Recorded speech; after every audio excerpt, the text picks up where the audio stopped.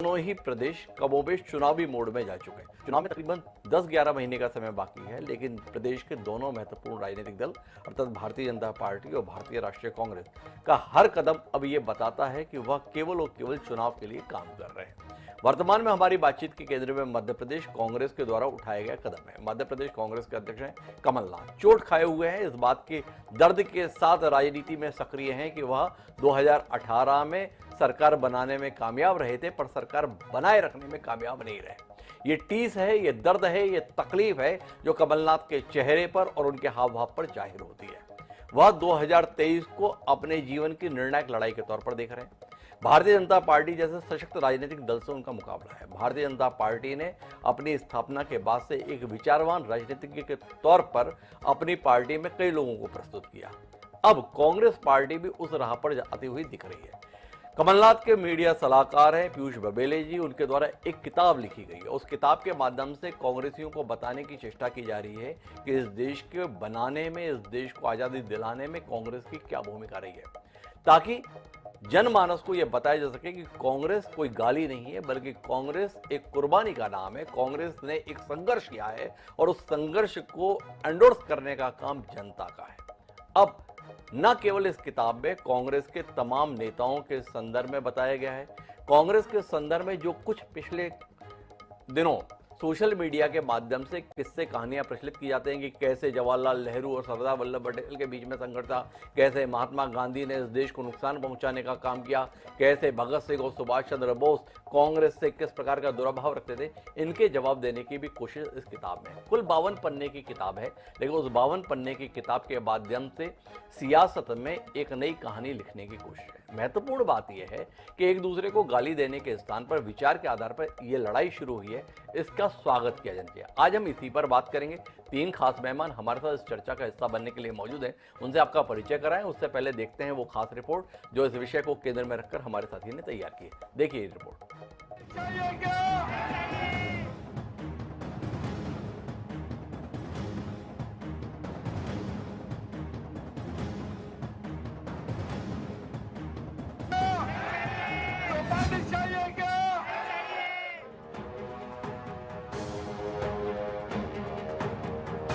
Madhya Pradesh Congress committee के अध्यक्ष और पूर्व सीएम कमलनाथ ने कांग्रेस पार्टी के लिए विचारधारा की किताब तैयार करवाई है। इस किताब को कमलनाथ के मीडिया सलाहकार पीयूष बबेले ने लिखा है। 50 पेज की किताब में 1857 के स्वतंत्रता संग्राम, आदिवासी विद्रोह, कांग्रेस की स्थापना से लेकर महात्मा गांधी, जवाहरलाल नेहरू, सरदार पटेल, सुभाष चंद्र बोस, मौलाना आजाद सहित कई नेताओं के बारे में बताया गया है।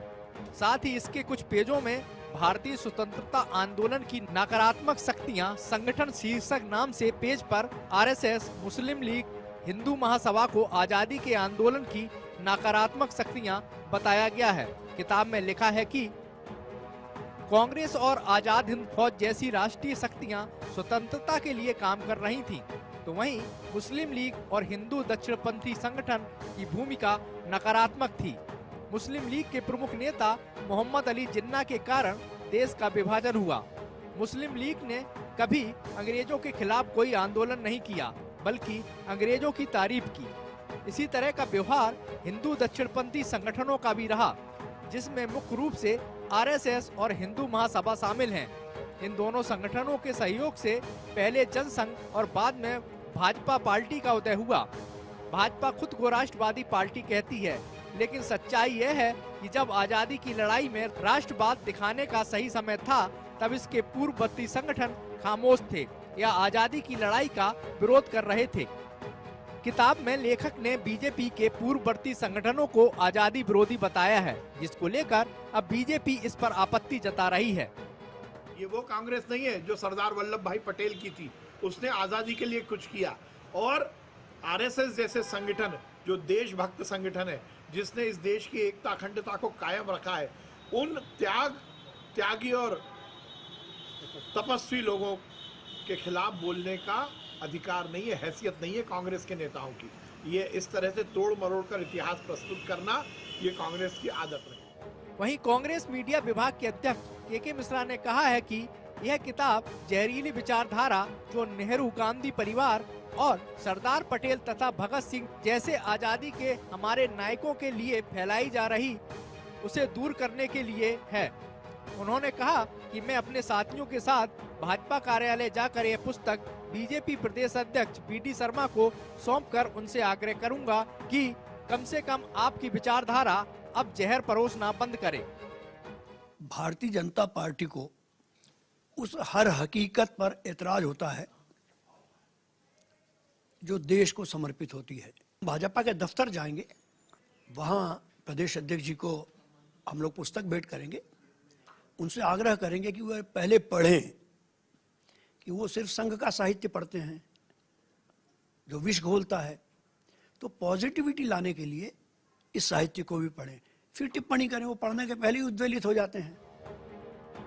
वहीं किताब जारी होते ही इस पर सियासत शुरू हो गई है। हालांकि किताब के लेखक पीयूष बबेले का कहना है कि किताब के कारण बीजेपी को दुखी होने की जरूरत नहीं है। किताब के जरिए सच्ची बातों को सामने लाया गया है। इतिहास को कोई नकार नहीं सकता, सच्चाई को झुठलाया नहीं जा सकता। वहीं कांग्रेस ने शुरुआती दौर में किताब की 5000 प्रतियां बाल कांग्रेस में बंटवाने के लिए छपवाई थी, लेकिन अब कांग्रेस इसे अपने कार्यकर्ताओं और आम जन के बीच भी फ्री में बंटवाने की बात कह रही है। दिनेश शुक्ल, INS 24/7 भोपाल। तो यदि हमारे साथ ही दिनेश शुक्ला की रिपोर्ट। अब इस चर्चा को विस्तार देने के लिए हमारे साथ 3 खास मेहमान हैं। हमारे साथ भारतीय जनता पार्टी के प्रदेश मंत्री रजनीश अग्रवाल जी हैं, भारतीय राष्ट्रीय कांग्रेस का प्रतिनिधित्व करने के लिए हमारे साथ मैं भूपेंद्र गुप्ता जी, और इन सब के बीच में हमारे साथ देश के वरिष्ठ पत्रकार रमेश शर्मा जी भी मौजूद हैं। आप तीनों का स्वागत है। चर्चा की शुरुआत रजनीश जी से करना चाहते हैं। रजनीश जी, क्यों दुखी हैं, क्यों परेशान हैं? क्या स्वागत नहीं करेंगे कि हम एक लंबे समय के बाद अब विचार के स्तर पर लड़ाई देख रहे हैं? कांग्रेस पार्टी ने किताब के माध्यम से ये बताने की कोशिश की है कि देश के संदर्भ में उसका क्या योगदान है। जो तमाम किस्म के भ्रम पिछले दिनों फैले हैं उस पर अपना पक्ष रखने की कोशिश की है। एक सुधीर राजनीतिज्ञ होने के नाते, एक विचारवान व्यक्तित्व होने के नाते, क्या आप इस कोशिश के संदर्भ में सराहना करेंगे, या भारतीय जनता पार्टी का कार्यकर्ता होने के नाते केवल विरोध करेंगे? कांग्रेस कुछ करेगी, वो हमारा काम विरोध करना है। क्या कहते हैं रजनीश जी?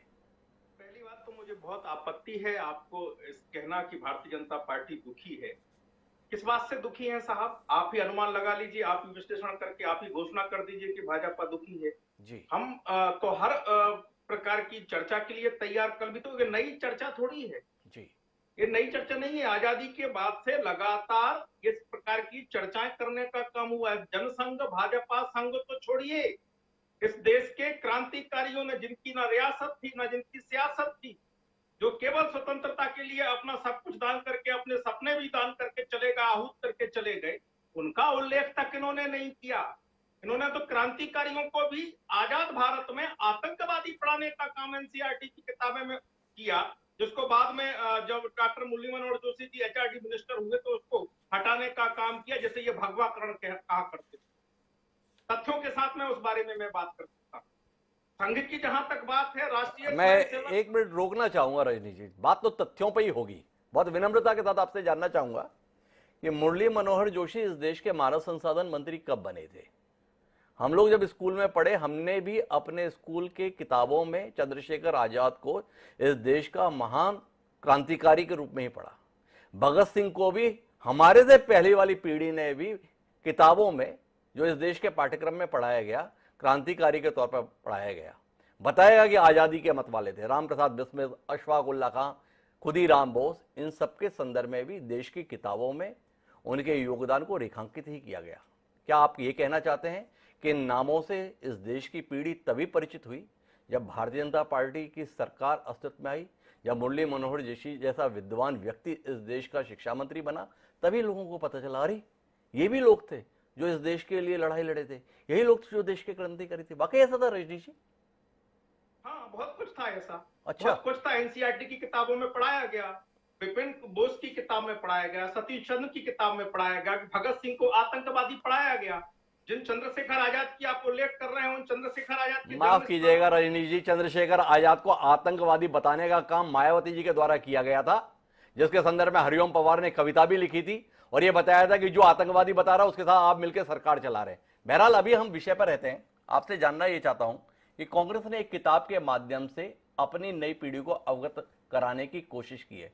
इस कोशिश को लेकर रजनीश अग्रवाल जी क्या सोचते हैं?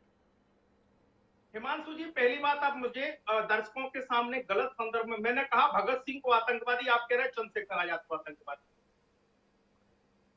मेरे शब्दों के साथ में आप खिलवाड़ कृपया मेरा विनम्र अनुरोध ना करें। अच्छा, चलिए। ना करें, है ना। चंद्रशेखर आजाद के जिस संदर्भ में उल्लेख हम कर रहे हैं, उसके को लेकर, जन्म स्थान को लेकर हम उल्लेख कर रहे हैं, उनके बारे में उनकी गाथा जो 24 साल की आयु में चटगांव से लेकर पेशावर तक क्रांतिकारियों का नेतृत्व करते गए, आपको कितना पढ़ाया किताबों में, कितना है उनका सबूत है, साक्ष्य। 24 साल की आयु में वो चले गए थे दुनिया से, और चटगांव से लेकर पेशावर तक क्रांतिकारियों के नेता थे। और हाँ, मैं कह रहा हूं, डॉक्टर एमएम जोशी ने एनसीईआरटी की किताबों में जो आतंकवादी जैसे शब्द इनके इस्तेमाल किए गए थे, हटाने का काम किया। और मैं लेखकों के नाम बता रहा हूं, रोमिला थापर हो, सतीश चंद्र हो, विपिन हो, ये तमाम प्रकार के। एक बात। दूसरी बात, संघ के बारे में जो बात आपने कही, अब उसको आप मुझे समय दीजिएगा। संघ के बारे में भूल जाइए, संघ के समर्थित लेखकों को, तमाम प्रकार के दूसरे जो भारतीय लेखक हैं उनको आप कांग्रेस की सरकारों के जमाने में रखे गए राष्ट्रीय अभिलेखागार की रिपोर्टों को तो मानेंगे। गुप्तचर रिपोर्ट जो 1939 की, 1940 की, 41 की, 42 की, जिसमें उल्लेख है किस प्रकार संघ काम कर रहा था, उनके आधार पर 1940 में जिस प्रकार का अध्यादेश अंग्रेजों ने निकाला था कि कोई भी सैनिक के वर्दी में संचलन जैसा पद संचलन संघ करता नहीं कर सकता, ऐसे तमाम प्रतिबंध उन्होंने लगाए थे। किस प्रकार से संघ अंग्रेजों के विरोध में काम कर रहा है। 1942 का जो भारत छोड़ो आंदोलन में संघ के स्वयंसेवकों की भूमिका जो रही है, उसके उल्लेख उन्हीं रिपोर्ट्स में बाद में सामने आते हैं। इनको ढकने का काम हुआ। और आजादी के लिए मैं कह रहा हूं कि मेरी धारा केवल सही, मेरे परिवार ने केवल लड़ाई लड़ी, बाकी लोगों ने नहीं लड़ी। ये जो सोच है, ये इस बहस के कारण उजागर और होगी, सच्चाई इसकी सामने आएगी। इसलिए संघ के मामले में, इसलिए आजादी की लड़ाई लड़ने वाले तमाम लोगों के मामले में ये बात उजागर होती है। अरे जयप्रकाश नारायण और अरुणा आसिफ अली को दिल्ली प्रांत के संघ चालक ने अपने घर में शरण देकर लड़ाई को अंजाम देने का काम किया था। और ये मेरी किताब या मेरे पार्टी के या संघ के स्वयंसेवकों की किताब में उल्लेख नहीं है। तो मुझे लगता है कि तथ्यों पर बात करें तो अच्छा होगा, जिसकी बात आप कर रहे हैं। लेकिन मनमाफिक तथ्य मैं अपने ढंग से उसको बताऊंगा, बताने का काम करूंगा, बाकी मैं नहीं करूंगा। इसलिए आओ 1942 पर चर्चा करें। 1930 में संघ की शाखाओं में स्वतंत्रता दिवस, जब पूर्ण स्वतंत्रता का नारा कांग्रेस ने दिया, पूरी शाखाओं में स्वतंत्रता दिवस का आयोजन किया गया 1930 में। ये संघ ने किताबों में लिखा, 1925 में बना था। और भाई साहब, संघ तो छोड़िए, 1925 में बना, ये 1857, 1853, 1852, 1854 के जो तमाम प्रकार के स्वतंत्रता संग्राम है, तब कांग्रेस कहां थी? ये पूछते हैं, भाजपा कहां थी और संघ कहां था? 1925 में तो कुछ स्थानों पर पैदा हुआ था संघ। तो मुझे लगता है ये तोड़ मरोड़ कर पेश करना, एक ही खानदान की चापलूसी में तथ्यों को परोसना, एक ही पार्टी के पक्ष में परोसना। और वो कांग्रेस कौन थी जिसको महात्मा गांधी ने कह दिया था ये कांग्रेस तो भंग कर दो, अब इसका काम हो गया स्वतंत्रता के लिए। अब तो ये सोनिया और राहुल की कांग्रेस है जो केवल राजनीति कर रही है। दिक्कत ये है रजनी जी, आप जितनी भी बात कर रहे हैं, ये किताब उसके सारे विरोध में है। आपने कहा एक ही परिवार की चापलूसी कर दी। अब इस किताब के अंतर्गत भीमराव अंबेडकर को भी पढ़ाया जा रहा है। इस किताब में सुभाष चंद्र बोस के विषय में भी उल्लेख है, इसमें भगत सिंह का भी उल्लेख है, इसमें लाल बहादुर शास्त्री भी हैं। बड़ी दिक्कत हो गई रजनी जी, जो कुछ आप कह रहे हैं ना, ये किताब उसके विपरीत जा रही है। मैं भूपेंद्र जी से बात करना चाहता हूं, भूपेंद्र जी से जानना चाहता हूं, क्या भाजपा ने आपको भ्रमित कर दिया? एक ही परिवार की यश गाथा में आप इतने साल से लगे थे, रजनी जी और उनकी पार्टी ने अपने प्रयासों से आपको ठीक ट्रैक पे ला दिया। आपको याद आया, अरे नहीं नहीं नहीं, केवल गांधी परिवार नहीं, केवल नेहरू जी नहीं, और भी लोग हैं जिनका इस देश के संदर्भ में योगदान है, अब लोगों को बताने की जरूरत है। तो भूपेंद्र जी कुछ धन्यवाद देना चाहेंगे रजनीश जी को और भारतीय जनता पार्टी को कि भाई आपका बड़ा धन्यवाद कि आपने हमें सही रास्ते पर ला दिया। क्या कहते हैं भूपेंद्र जी? इनका बहुत आभार हम व्यक्त करते हैं जी। ये जिस तरीके से झूठ बोलते हैं और जिस तरीके का छद्म और कुटिल तथ्य ये एकत्रित करते हैं, उससे देश में जो है इनकी एक झूठों के रूप में पहचान बन गई। ये बहुत अच्छी बात है और इसके लिए हम इनके आभारी हैं कि अगर ये इतना गंदा और कुटिल प्रचार नहीं करते तो लोग इनका शायद असली चेहरा पहचान नहीं पाते। इन्होंने अपने लेखकों की भी किताबें नहीं पढ़ी, इन्हें ये भी नहीं पता कि आरएसएस का इतिहास क्या है, लेकिन रट कर आए हैं तो वो बोल रहे हैं और वो बोलते जाते हैं।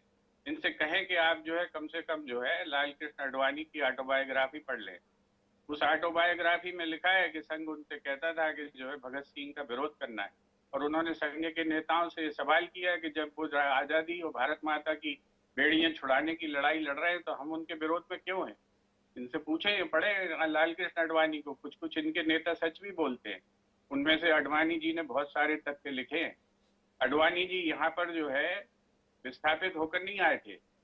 आडवाणी जी जो है ब्रिटिश एयरवेज के प्लेन में आए थे। यहाँ उनकी उम्र उस समय जो है 17-18 साल थी, और ब्रिटिश एयरवेज के प्लेन में उन्हें कौन लेकर आया था इतने छोटे से बच्चे को, और वो यहाँ एक सूचना देने आए थे। ये सब तथ्य उन्होंने उसमें लिखे हैं। वो इनका असली चेहरा बताएंगी। ऐसी बहुत सारी किताबें, ये जयंत फडणवीस की किताब पढ़ें। ये जो है जिन्होंने तथ्य लिखे इनके समय में, इनके रहते हुए, और इनका आज तक ये खंडन नहीं कर पाए। ये आज एक कुटिल साहित्य की रचना करते हैं और झूठ रचने की कोशिश करते हैं। आप ये पूछे इनसे कि जब भगत सिंह को फांसी की सजा हो रही थी, क्या संघ ने उनके समर्थन में कोई बयान दिया? क्या संघ उनका मुकदमा लड़ने गया? जब जो है लाठी से जो हमला हो रहा था लाला लाजपत राय पर, संघ कहाँ थी? ये सवाल खड़े नहीं होंगे क्या? कांग्रेस सवाल तो खड़े हो गए भूपेश जी। मेरे दो सवाल हैं आपसे। एक तो आपने कहा इनके कुटिल चेहरे को जनता जान चुकी है, कमाल का जान चुकी है। 22 करोड़ लोग वोट देते हैं इनको। देश में आधे से ज्यादा राज्यों में इनकी सरकार बनवाते हैं। देश में 300 से ज्यादा लोकसभा सदस्य इनके जीत के आते हैं। अगर इतने ही कुटिल चेहरा है तो जनता का इतने बड़े स्तर पर साथ क्यों मिलता है? एक। दूसरा, ये आडवाणी जी अचानक आपको याद आ गए, बड़ी सराहना कर रहे हैं, पर जब तक वो राजनीति में सक्रिय थे मैंने एक बयान नहीं देखा किसी कांग्रेस के नेता का जिसने आडवाणी जी के संदर्भ में समर्थन किया हो। ये आडवाणी जब राजनीति में नेपथ्य में चले गए तो आपको अचानक लगने लगा बहुत सही आदमी थे। अगर उस दौर में आपने आडवाणी जी को सही मान लिया होता तो हो सकता है मोदी जी को मौका ही नहीं मिला होता। अपनी गलती को सुधारने की कोशिश कर रहे हैं भूपेंद्र गुप्ता जी आप? बोलने देंगे जी भूपेंद्र आदरणीय, मैं उनकी किताबों में लिखे गए तथ्यों की चर्चा कर रहा हूँ, मैं आडवाणी जी की चर्चा नहीं कर रहा हूँ जी। ये तथ्य उन्होंने अपनी किताब में लिखे, उन्हें ये पढ़ लें। आता हूँ रजनीश जी, मैं आपके पास में एक बार भूपेंद्र जी बात पूरी कर लें जी। और हमारी किताब में जो लिखा है जी उसका ये खंडन करेंगे। रटा रटाए जो है जुमलेबाजी करने से यहाँ पर जो है ये खुद ही सिद्ध हो रहे हैं कि इनको जो है समझ की कमी है। बहरहाल भूपेंद्र जी इस पे आते हैं ना अपन थोड़ा, किताब की जरूरत क्यों आन पड़ी? क्या वाकई आपको लगता है कि कांग्रेसियों के पास में तथ्य और तर्कों का अभाव हो गया है, इसलिए आप अब कांग्रेस कार्यकर्ताओं को जरा हथियारों से लैस वैस करें, इसलिए ये 50 पन्ने की किताब दी है कि भैया थोड़ा पढ़ लिख लो, भाजपा का जवाब देना मुश्किल होता है तो थोड़ा तथ्य वथ्य रहें तो उसके साथ में तैयारी ठीक रहेगी।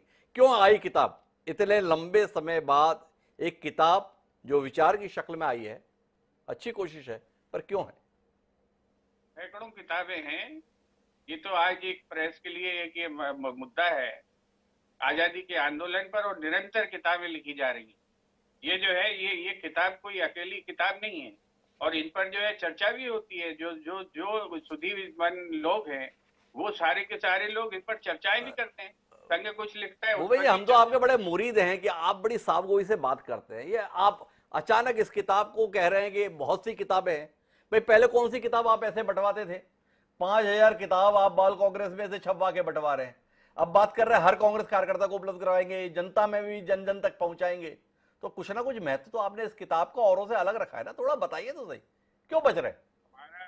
हमारे संगठन में हमने एक ऐसे वर्ग को जो है जोड़ा है, जो वर्ग आज तैयार हो रहा है जी। उसको जो है वैचारिक शक्ति के साथ सुसज्जित होना चाहिए, एजुकेट होना चाहिए, उसको शिक्षित किया जा रहा है जी। उसमें आप भी अपना ज्ञान बांटते हैं तो हम इनका भी ज्ञान उसमें समाहित कर देंगे, देखेंगे कितने ज्ञानी हैं। तो हमारी कांग्रेस पार्टी को इससे कोई अवरोध नहीं है जी। हमने कुछ तथ्य कुछ फैक्ट्स लिखकर उनकी भाषा में सरलता पूर्वक, जैसे आपने जो है अपने कोर्स में आजादी के आंदोलन में भगत सिंह को एक क्रांतिकारी के रूप में पढ़ा, जैसे आपने जो है चंद्रशेखर आजाद को एक क्रांतिकारी के रूप में पढ़ा, लेकिन भैया ने उन्हें जो है आतंकवादियों के रूप में पढ़ा, कुटिल लोगों के रूप में पढ़ा। ये इनकी दृष्टि का अंतर है। आपने किताबें पढ़ी, वही मैंने पढ़ी, वही संभवतः शर्मा जी ने पढ़ी होंगी। सबने यही पढ़ा कि वो महान क्रांतिकारी थे, लेकिन इन्हें सिखाया गया कि हमें ये कहना है कि साहब जो है ये क्रांतिकारी, हमने नहीं लिखा उनको। आज भोपाल में आप सारी संस्थाएं उठाकर देख लें, पूरे देश में जो सचिवालय बने हैं उनका नाम वल्लभ भवन है। वो सरदार पटेल के नाम से बने, वो इंदिरा गांधी के नाम से नहीं बने, वो जवाहरलाल नेहरू के नाम से नहीं बने। आज जो है जितने देश के अंदर और प्रदेश में भोपाल में ही 4 का स्कूल हैं जो सरदार वल्लभ भाई पटेल के नाम पर हैं, सुभाष चंद्र बोस के नाम पर हैं। लेकिन इन झूठों को केवल ये जो है एक रटा रटाया प्रवचन बोलने के अलावा कोई इनके पास साहस, तो शक्ति और भूपेंद्र जी समझ का कहना है नई पीढ़ी को परिचित करा रहे हैं, पहले भी कोशिश करते थे, नई कोशिश भी की, आने वाली पीढ़ी को तैयार कर रहे हैं। मुझे जाना है रमेश शर्मा जी के पास, लेकिन रजनी जी को हस्तक्षेप करने जा रहे थे, उनका हस्तक्षेप सुनते हैं और फिर जाकर रमेश जी के पास चलते हैं। ये रजनी जी, देखिए, पहली बात तो ये है, मैं आपसे आग्रह करता हूं डॉक्टर साहब कि जो माई कंट्री माई लाइफ, मेरा देश मेरा जीवन, हिंदी और अंग्रेजी में दोनों में लाल कृष्ण आडवाणी जी की किताब है, वो किताब आप रखिए और पन्ना क्रमांक इनसे पूछिए और उस संदर्भ और प्रसंग के साथ में चर्चा कराइए। विस्फोट कर रहे हैं, गलत ढंग से व्याख्या करके प्रस्तुत करने का काम करें। एक बात। दूसरी बात, झूठे हैं, रटे रटाए बोल रहे हैं। अरे तथ्यों पर बात करो ना, बात तथ्यों पर करो ना। मैं कह रहा हूं 1939, 41, 42 की रिपोर्ट जो अंग्रेजों की है, गुप्तचर विभाग की रिपोर्ट है, वो क्या बोलती है संघ के स्वतंत्रता संग्राम में आंदोलन लेने के बारे में? उस पर आपका मुंह क्यों सिल जाता है श्रीमान? अरे इससे तो बेहतर था ना रजनी जी, थोड़ा सा आप तथ्य दे दे कि महान स्वतंत्रता सेनानी हेडगेवार जी, जिन्होंने संघ की स्थापना का काम किया, उनके संदर्भ में उल्लेख मिलता है हमें 1925 से पहले कि कांग्रेस के कार्यकर्ता के रूप में उन्होंने असहयोग आंदोलन में हिस्सेदारी की, जेल भी गए, इस प्रकार की भूमिका मिलती है। ये लोग सवाल करते रहते हैं 1925 से लेकर 1940 तक के बीच में कि ऐसा कोई काम उन्होंने किया क्या। अब अंग्रेजों की गुप्तचर रिपोर्ट के स्थान पर उसके कुछ दस्तावेज वगैरह उपलब्ध कराइए, जवाब देने में भारी पड़ जाएगा भूपेंद्र गुप्ता जी को, थोड़ी मदद कीजिए भूपेंद्र जी की। बहरहाल मैं रमेश जी के पास चलता हूँ। रमेश जी, आपसे जानना चाहता हूँ कि कांग्रेस की इस कोशिश को आप क्या मानते हैं? क्या आप नहीं मानते हैं कि एक दूसरे पर छींटाकशी करने के स्थान पर तथ्यों के साथ जवाब देने की इस कोशिश की सराहना होनी चाहिए और ये सिलसिला आगे भी दिखना चाहिए? इसमें बताया गया है कि सुभाष चंद्र बोस के संदर्भ में कांग्रेस की कैसी भूमिका थी। इसमें बताया गया है कि पंडित जवाहरलाल नेहरू और सरदार वल्लभ भाई पटेल ने सुभाष चंद्र बोस की पत्नी और बच्चे के लिए किस प्रकार से पेंशन फंड की व्यवस्था की थी। इसमें बताया गया है कि किस प्रकार से वल्लभ भाई पटेल और गांधी जी के रिश्ते थे। इसमें किताब में चंद्रशेखर आजाद, भगत सिंह का भी उल्लेख है। इस किताब में बाबा भीमराव अंबेडकर का भी उल्लेख है। इस प्रयास को आप किस दृष्टि से देखते हैं? देखिए, मोटे तौर पर दो बात अलग अलग होती है। इसमें तो कोई शक नहीं कि स्वतंत्रता आंदोलन की एक लंबी लड़ाई कांग्रेस ने लड़ी है, लेकिन इतिहास के पन्नों में बहुत सारी घटनाएं उतार चढ़ाव से भरी होती हैं। कई बार कोई निर्णय जो लिए जाते हैं वो रणनीति के तहत लिए जाते हैं और कई बार कोई निर्णय मजबूरी में लिए जाते हैं, या कई बार कोई निर्णय ऐसे भी हो जाते हैं कि दूसरा हमें भ्रमित कर ले और हम वो निर्णय ले लेते हैं। मैं इस किताब पर बात करने से पहले ऐसे 3 निर्णय का उदाहरण देना चाहता हूं। जैसे मान लीजिए शिवाजी महाराज अगर पुत्र के साथ औरंगजेब के दरबार में गए, वो रणनीति के तहत गए थे। या आमेर के राजा ने अगर सरेंडर किया है तो वो मजबूरी के तहत किया है। ठीक उसी प्रकार गांधी जी ने अगर असहयोग आंदोलन के साथ खिलाफत आंदोलन जोड़ा था तो वो उनकी रणनीति थी। लेकिन ठीक उसी प्रकार मुस्लिम लीग को विशेषाधिकार मिल जाए और भारत पाकिस्तान के बंटवारे पर जो गांधी जी तैयार हुए, वो 2 लोगों ने उनके विश्वास का दुरुपयोग किया, ये स्वयं गांधी जी ने कहा। फिर आजादी की लड़ाई में बहुत सारे उतार चढ़ाव से भरे बातें हैं। जैसे मान लीजिए कांग्रेस में जब बैटनबर्ग अध्यक्ष थे 1889 1888 की बात है, उस समय क्या प्रस्ताव पारित हुए थे वो सब जानते हैं। तो लेकिन कुल मिलाकर के कांग्रेस एक प्लेटफॉर्म था। और जो डॉक्टर हेडगेवार की आपने बात की है, हेडगेवार आरएसएस को बना करके जंगल सत्याग्रह में भी जेल गए हैं। वो 2 बार जेल गए, एक बार आजादी से पहले गए और 2 बार आजादी के बाद गए। एक बात 1934 का एक सर्कुलर है जो भोपाल के संग्रहालय में मौजूद है, जिसमें उन्होंने पॉलिटिकल एजेंट ने भोपाल रियासत के सचिव को पत्र लिखा है, जिसमें लिखा है कि आरएसएस की गतिविधियां अगर कहीं हो तो उनको रोका जाए। यद्यपि तब तक आरएसएस भोपाल में था नहीं, लेकिन ऐसा सर्कुलर देश भर में जारी हुआ था। ये 1934 का है, भोपाल के अभिलेखागार में सुरक्षित है, मेरे पास उसके पेज नंबर वगैरह सारे मौजूद है। तो कुल मिलाकर के 1942 के आंदोलन में भोपाल राज्य के संघ चालक थे भाई उद्धव दास मेहता, वो सीहोर में गिरफ्तार हुए हैं भारत छोड़ो आंदोलन में, ये रिकॉर्ड है। तो कुल मिलाकर के आजादी की लड़ाई में सब तरह की बातें थी, लेकिन अब वो पन्ना बंद हो गया है। किसने मजबूरी में निर्णय लिया है, किसने क्या लिया है, मैं समझता हूं कांग्रेस को अब इस तरह के प्रसंग नहीं उठाना चाहिए। और फिर कांग्रेस खुद भी देख ले, जब तक कांग्रेस इस तरह के प्रसंग नहीं उठाती थी, देश भर में उसका एक छत्र राज था। संघ की प्रशंसा गांधी जी ने की है। संघ के लिए 1963 में बीच में रोकना चाहूंगा, कांग्रेस को ऐसे प्रसंग नहीं उठाने चाहिए। और भारतीय जनता पार्टी को, जवाहरलाल नेहरू ऐश कर रहे थे, कौन सी गोली थी जो उनको नहीं लगती थी? महात्मा गांधी, इतने आतंकवादी क्रांतिकारियों के संदर्भ में फांसी हो गई, महात्मा गांधी ने ऐसा क्या किया कि उनको कभी नहीं दी गई? ऐसी जो बातें तमाम स्तर पर सोशल मीडिया में चलती हैं, भारतीय जनता पार्टी के द्वारा नेहरू के संदर्भ में जो सवाल उठते हैं, उनको चलते रहना चाहिए, कांग्रेस को कुछ नहीं बोलना चाहिए, या इसकी हिमायत करेंगे आप? नहीं, मैं उसी बात पर आ रहा हूं। तो ना तो इस तरह के प्रसंग कांग्रेस को उठाना चाहिए और ना इस तरह के प्रसंग भाजपा को उठाना चाहिए जी। आजादी की लड़ाई में कई उदाहरण ऐसे हैं, जैसे मैं 2 उदाहरण आपको यहां देना चाहता हूं। इसमें कोई शक नहीं कि चंद्रशेखर आजाद की मां जो थी, करीब 18 साल, स्वतंत्रता के पहले के 15-17 साल, स्वतंत्रता के बाद के 2 साल, उन्होंने जो भिक्षावृत्ति करके भी अपना जीवन यापन किया। 1949 में फिर उनको झांसी ले जाया गया, वहां से उनका जीवन बदला। लेकिन इसी चंद्रशेखर आजाद जी की जब दुर्गति की जा रही थी बिलफ्रेड पार्क इलाहाबाद में, तब कमला नेहरू जी ने और पुरुषोत्तम दास जी टंडन ने वो दुर्गति से बचा करके उनका अंतिम संस्कार का प्रबंध किया था। तो कुल मिलाकर के वो आजादी के प्रसंग, उस समय बहुत सारी चीजें खत्म हो गई हैं।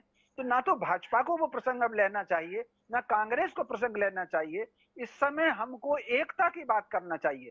देश के सामने जो चुनौतियां हैं, मान करके चलिए कि अगला जो संघर्ष आने वाला है उसमें अगर एकजुट, मैं रमेश शर्मा जी थोड़ा इस बात को और विस्तार देना चाहता हूं। कांग्रेस ने एक पुस्तिका तैयार की और उसमें देश की आजादी के समय की भूमिका, उसके बाद के संदर्भ में घटनाक्रम को अपने लोगों को, अपनी पीढ़ी को बताने की कोशिश की है। क्या आप इस बात की सराहना नहीं करेंगे कि एक दूसरे पे छींटाकशी, तथ्यों के बगैर बात करने की जो कोशिशें पिछले दिनों से देख रहे हैं, उससे इतर हटकर तथ्यों की रोशनी में बात की जाए, इसके संदर्भ में एक कोशिश शुरू हुई है। भारतीय जनता पार्टी के संदर्भ में तो ये संदर्भ हम पहले भी देखते थे, उन्होंने हमेशा अध्ययन अध्यापन को महत्व दिया, पर कांग्रेस वापस अब अध्ययन अध्यापन के क्षेत्र में आगे बढ़ रही है या शुरुआत कर रही है। क्या इसे आप एक अच्छी कोशिश के तौर पर नहीं देखते? ये सवाल है। देखिए, अध्ययन अध्यापन की कोशिश की जाए, उसकी हमेशा सराहना की जाना चाहिए, लेकिन कहीं ना कहीं कांग्रेस को एक आत्मविवेचन ये करना चाहिए कि अगर 1971 का जो टर्निंग पॉइंट है, वहां से कांग्रेस के भीतर कुछ वामपंथी विचारक इनके भीतर घुसे, उनमें कहीं ना कहीं डिवाइड एंड रूल की जो अंग्रेज करते चले गए थे, उसी प्रकार भारतीय समाज को कैसे बांटा जाए, स्वतंत्रता संग्राम को कैसे बांटा जाए और कैसे इनको आपस में लड़ाया जाए। पहले वो किसी और नाम से लड़ाते थे, अब वो भाजपा और कांग्रेस के नाम से भारतीयों को लड़ाने पर लगे हुए हैं। तो मैं समझता हूं कांग्रेस का अपना एक बौद्धिक स्तर रहा है और कांग्रेस का इतिहास अगर आप देखेंगे तो वो जो बौद्धिकता थी, भारत का क्रीम एक समय कांग्रेस में रहा है। तो कहीं ना कहीं कांग्रेस को अपना जो मौलिक बौद्धिक स्तर है, मौलिक बौद्धिक क्षमता है, उसको विकसित करना चाहिए। और ये जो बाहर से लोग किसी तरीके से घुस गए हैं और फिर उनको आप मीडिया में आने की वजह से उनके साथ चले जाते हैं, इससे कांग्रेस को नुकसान हो रहा है और इसीलिए उसकी राज्य रमेश जी का कहना है कि अपना मौलिक सोच, मौलिक दृष्टिकोण कांग्रेस को रखना चाहिए। ये जो वामपंथी लोग दाखिल हो गए हैं और उन्होंने भ्रमित कर दिया, इसमें रोकना चाहिए। मुझे भूपेंद्र जी की इस पे अंतिम टिप्पणी चाहिए, लेकिन उससे पहले रजनीश अग्रवाल जी का हस्तक्षेप सुनना बेहद जरूरी है। ये रजनीश जी, देखिए, पहली बात तो मुझे नहीं पता कि आप किस कारण से कह रहे हैं। ये तथ्यों से खिलवाड़ करने वाली और पब्लिसिटी करने वाली प्रोपेगेंडा है जी, कांग्रेस की जो किताब का उल्लेख कर रहे हैं, क्योंकि ये तथ्यों के साथ में अपनी बात नहीं कह रही है। एक बात। दूसरी बात है, थोड़ा रजनीश जी विस्तार दे दीजिए। जो आपने कहा ना कि तथ्यों के साथ खिलवाड़ है, तो क्या क्या तथ्यों के साथ खिलवाड़ है, थोड़ा पता चल जाए ना, दर्शकों को लाभान्वित होंगे आपने जो बात कही। हाँ, मैं कह रहा हूं ना कि आरएसएस की बात जो आप इसमें कर रहे हैं और भाजपा और जनसंघ के उल्लेख के साथ में कर रहे हैं कि आरएसएस ने स्वतंत्रता का विरोध किया, ये तथ्यों के सीधे सीधे खिलवाड़ करने वाली और विरोध में है जी। मैं कह रहा हूं 1930 में स्वतंत्रता दिवस, पूर्ण स्वतंत्रता की बात जब कांग्रेस ने करी थी, तो शाखाओं में पूर्ण स्वतंत्रता के लेकर स्वतंत्रता दिवस के आयोजन 1930 में हुए, संघ 1925 में मना 5 साल बाद ही। और मैं रिपोर्ट्स का उल्लेख कर रहा हूं और ये मैं कह रहा हूं, ये झूठ, प्रोपेगेंडा और चुनाव, मैं तो कह रहा हूं आने दो, चर्चा से हम घबराने वाले नहीं है। इनके जो तमाम प्रकार के आजादी के बाद के पाप हैं जो क्रांतिकारियों से दुराव किया है, और मैं कहता हूं, फिर कहता हूं, आतंकवादी पढ़ाया क्रांतिकारियों को। क्रांतिकारियों के साथ 1921 में प्रस्ताव पारित हुआ कि निंदा प्रस्ताव, बाद में फिर जब विरोध खड़ा हुआ एक वर्ग के द्वारा, तो निंदा प्रस्ताव वापस लेने का काम किया। लोकमान्य अरे उस समय अध्यक्ष हुआ करते थे, महाराष्ट्र प्रांत का मामला है, कहां बात कर रहे हो? कब की बात कर रहे हैं? थोड़ा रजनी, थोड़ा एक मिनट, आप काफी जल्दी बोल गए। कब ये निंदा प्रस्ताव हुआ और कब वापस लिया गया, कब की बात है ये?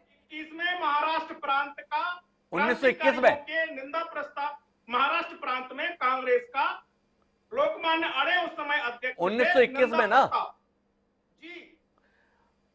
पता नहीं कैसे आपने पढ़ा रजनी जी, क्या है लोकमान्य तिलक इस धरती को 1920 में छोड़कर विदा हो गए। थोड़ा आप इतिहास के पन्नों को पढ़ लीजिएगा, ये आपकी जानकारी के लिए बता रहा हूं। जानकारी के लिए आपको ये भी बताता हूं कि भगत सिंह को फांसी हुई थी, उसके बाद कराची में अधिवेशन हुआ था। उस कराची के अधिवेशन में भगत सिंह के पिता कांग्रेस के अधिवेशन में शामिल हुए थे, आपकी जानकारी के लिए। पर लोकमान्य तिलक का निधन जो है ना वो 1920 में हो गया था, केवल आपकी जानकारी के लिए बता रहा हूं जी। बहरहाल रजनी जी का कहना जो है वो महत्वपूर्ण है। रजनी जी का कहना है कि आप अपनी विचारधारा का प्रचार करें, वो ठीक है, पर तथ्यों के साथ खिलवाड़ ना करें। संघ की इस देश की आजादी के संदर्भ में वो बाद में भी भूमिका रही है। अब आप जबरदस्ती संघ को इसलिए निशाने पर लेते हैं क्योंकि भाजपा का मुकाबला आप सीधे नहीं कर पा रहे हैं, तो संघ को संदेहास्पद बनाए रखें। इसके माध्यम से देश को क्या बताना चाह रहे हैं, ये रजनीश जी की दलील है। जिस प्रकार से संघ के साथ इस देश का एक बड़ा जनमानस जुड़ा हुआ है, तो रजनीश जी की इस दलील को खारिज नहीं कर सकता।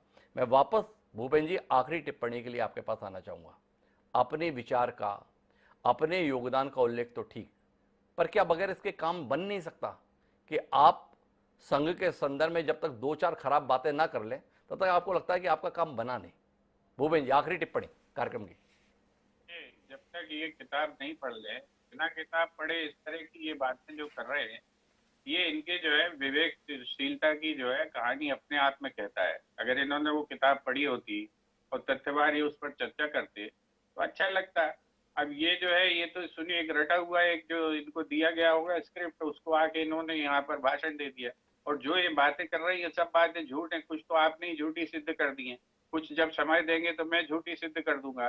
तो एक झूठ को फैलाने वाले लोग प्रोपेगेंडिस्ट कहलाते हैं या तथ्यों को सामने रखने वाले लोग प्रोपेगेंडिस्ट कहलाते हैं, ये इनसे पूछ लें। ये पूरी दुनिया इस तरह की जो है कहानियों को जानती है। जो झूठ को फैलाने का काम करते हैं वो कहलाते हैं प्रोपेगेंडिस्ट। ऐसा नहीं है भूपेंद्र जी, किताब रजनीश जी ने भी कहीं ना कहीं पढ़ी होगी, और आप अगर बात कर रहे हैं तो किताब मैंने तो अपने सामने रखी हुई है।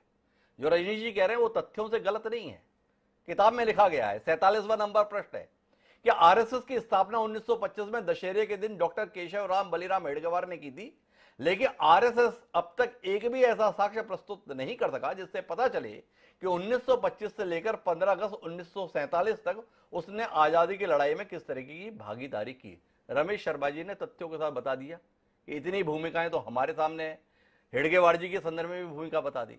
मैं सिर्फ आखिरी टिप्पणी के लिए आपके पास आना चाहता हूं कि कब तक आप भाजपा से लड़ने की जगह आरएसएस से लड़ते हुए दिखाई देंगे। भाजपा आपकी राजनीतिक प्रतिद्वंदी है, क्या भाजपा के संदर्भ में आपके पास मुद्दे नहीं रहते? भाजपा की नीतियों को लेकर आपके पास विषय नहीं रहते?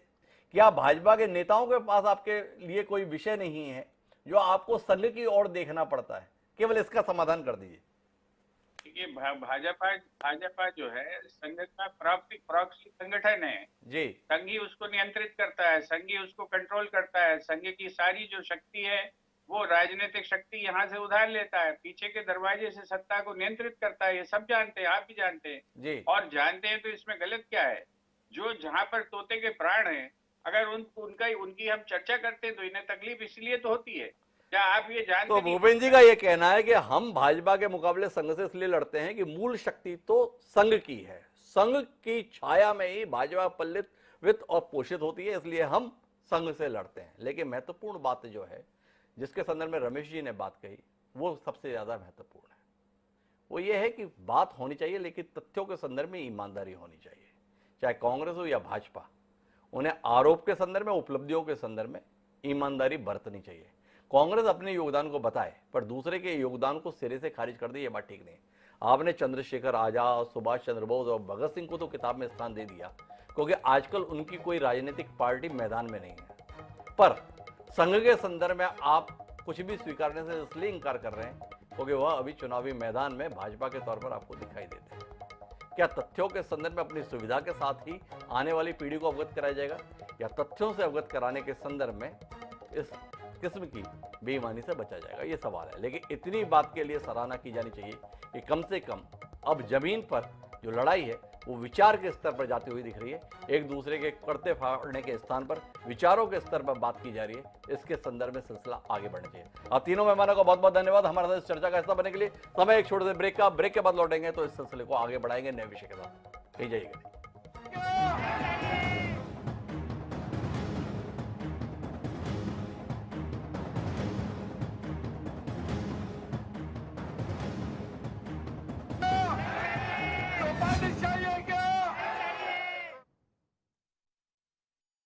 आज हम बात करने वाले